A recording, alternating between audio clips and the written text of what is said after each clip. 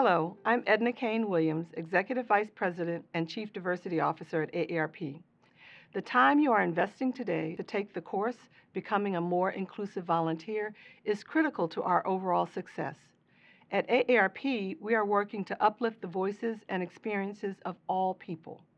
As an AARP volunteer, we need your help to embed diversity into our advocacy, education, and outreach work. This training and others like it are examples of our commitment to the concepts of diversity, equity, and inclusion for the 50 plus. As we all work to fulfill AARP's mission to empower people to choose how they live as they age, we must remember that AARP's founder, Dr. Ethel Percy Andrus, saw the power of uniting diverse and inclusive voices to advocate for change. Diversity, equity, and inclusion is everyone's responsibility at AARP. Thank you for taking the time to take this training. It will help you grow your skills at becoming a more inclusive volunteer. I'm Derek Young, and I want to talk about a topic that I think will be beneficial to you as an AARP volunteer. And that topic is innovation through inclusion. When I use a word like innovation, and I'm handling a workshop of some sort, more often than not, if I ask the audience to say what comes to mind, they'll say Bill Gates or Madame Curie. Right? And those are great answers. But when I think of innovation, I'm thinking about anything that improves upon the current process, program, or procedure. So innovation can be massive, innovation can be groundbreaking, and innovation can be simple. And my experience says the more I can let everyone on the volunteer team know that we believe innovation can come from everyone and innovation can come from everywhere, the more innovation we get. See, when we think about being a volunteer, I look at every volunteer as a leader. That's just the way I do it. For me, leadership is not necessarily a position, it's a lifestyle. How you interact with other people, how you inspire other people, how you support other people. See, for me, all those things are a part of being a leader. Well, when you think about your role at AARP, do you want more innovation or less? I would imagine you want more innovation. You want everything you do to be what? Faster, more simple. So innovation is the pathway to faster, more simple success.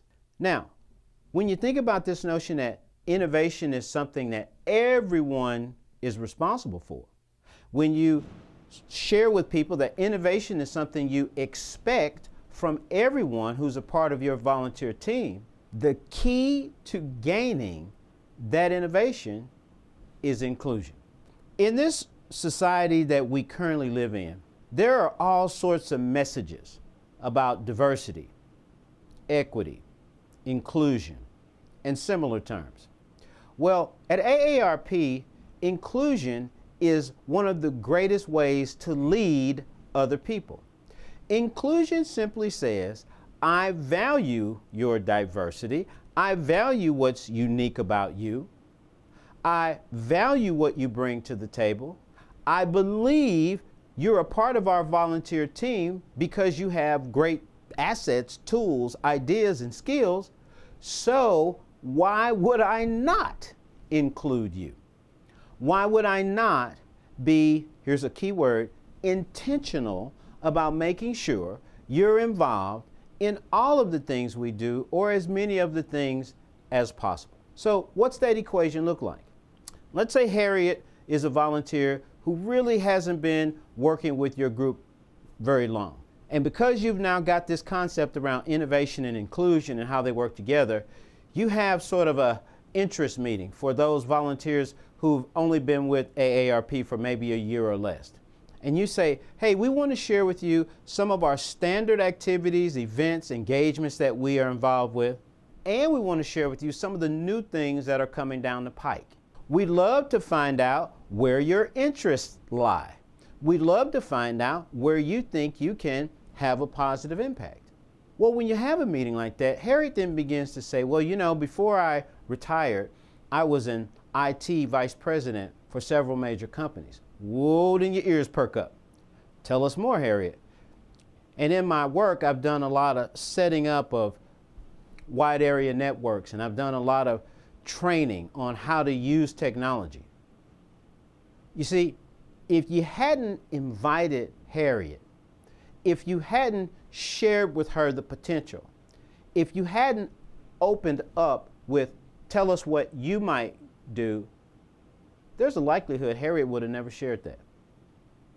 So you probably know where I'm going with this.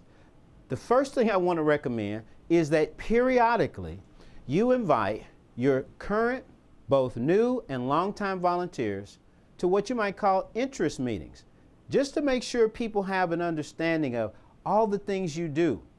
Because something you got to remember, the longer you volunteer for AARP, the more things become sort of rote memory to you, and you may not realize that there are people who are part of your volunteer network who don't even know you do that, who don't even know that's on the plate. So my first suggestion is to schedule a periodic meeting of volunteers, those new and those who've been around for a while, to go over, here are some of the standard recurring things we as a volunteer team do.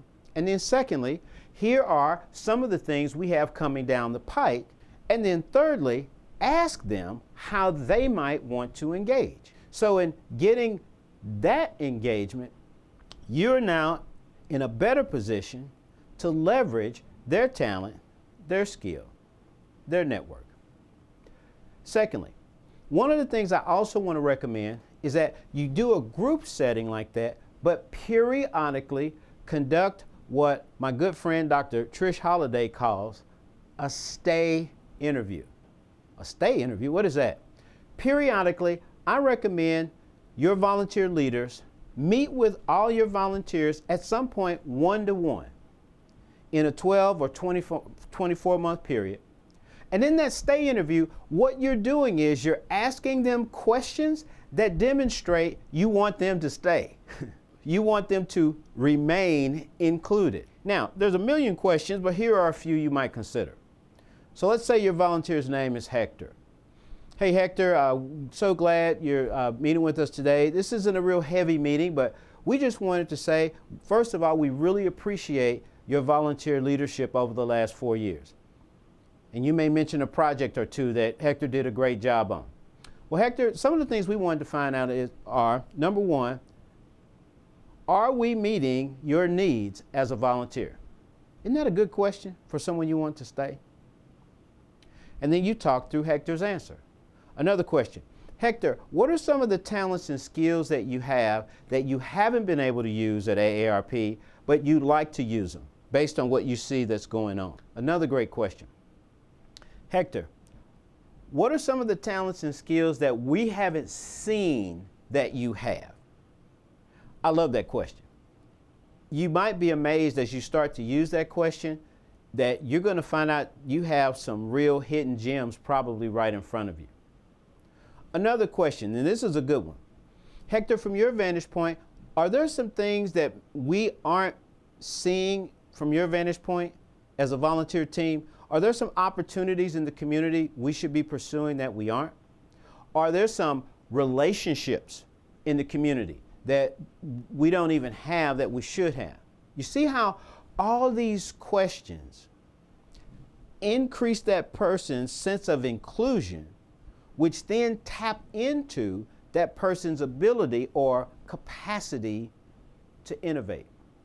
When it comes to increasing innovation through inclusion, another strong suggestion I want to make is I recommend that some subset of your volunteer leaders, maybe if you have an executive committee or something like that, but some subset of your volunteer leaders actually look backwards over the past 3 to 5, maybe even 10 years, and identify some of the most innovative things that have happened in your AARP city or town.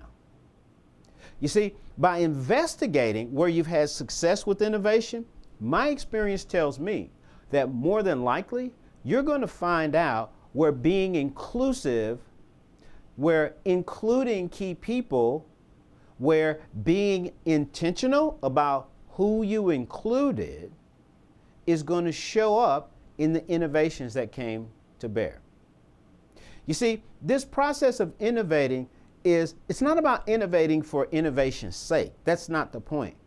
It's always about how do we make things what? Less expensive. How do we make things what? Easier to accomplish. So conceptually, I want to include the best talent, the best perspective, the best knowledge possible so that the things we are trying to achieve on behalf of AARP get done at a high level and what? An even higher level. So remember, you have the power to increase your innovation, which means you have the opportunity to increase how you perform as an AARP team. And the key to it is making sure you are regularly including every volunteer at a group level and at an individual level.